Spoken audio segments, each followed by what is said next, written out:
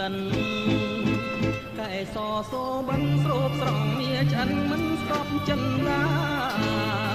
លំជ្រៃជ្រួតជ្រាបទុនទៀបសូរិយាសូមយកកែសាក្រាលក្រោមរុកខាស្ដាប់លេងជីវិតរូបបងខ្វាំងភ្នែ